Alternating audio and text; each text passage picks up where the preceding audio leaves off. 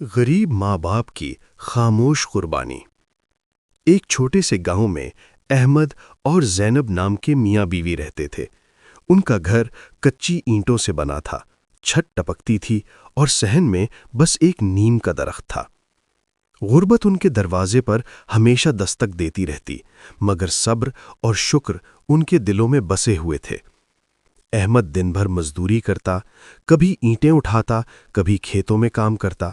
شام کو جب وہ تھکا ہارا گھر آتا تو زینب اس کے ہاتھوں کی لکیروں میں چھپی تھکن کو دیکھ لیتی، مگر کبھی شکوہ نہ کرتی۔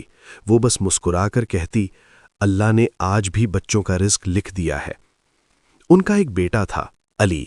علی ہوشیار تھا، پڑھنے کا شوقین، مگر فیس، کتابیں اور یونیفارم یہ سب احمد اور زینب کے لیے خواب جیسے تھے۔ کئی راتیں ایسی گزریں جب دونوں نے آدھا پیٹ کھانا کھایا تاکہ علی پورا کھا سکے۔ ایک دن علی نے دیکھا کہ اس کے ابو کے جوتوں میں سوراخ ہو چکا ہے۔ اس نے کہا، ابو نئے جوتے لے لیں۔ احمد مسکرا دیا اور بولا، بیٹا یہ ابھی چل جائیں گے، تمہاری کتاب زیادہ ضروری ہے۔ وقت گزرتا گیا، علی بڑا ہوتا گیا۔ اس نے پڑھ لکھ کر شہر میں اچھی نوکری حاصل کر لی۔ ایک دن وہ گاڑی میں بیٹھ کر گاؤں آیا۔ پڑوسی حیران تھے، مگر احمد اور زینب کی آنکھوں میں آنسو تھے، خوشی کے آنسو۔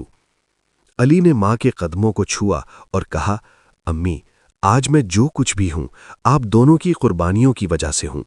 زینب نے بیٹے کے سر پر ہاتھ رکھا اور کہا، بیٹا ہم نے تو صرف اپنا فرض نبھایا ہے۔ اس دن علی نے جان لیا کہ دنیا کی سب سے بڑی دولت ماں باپ کی دعائیں اور قربانیاں ہوتی ہیں۔ جو ماں باپ خود بھوکے رہ کر اولاد کو کھلاتے ہیں وہی اصل امیر ہوتے ہیں۔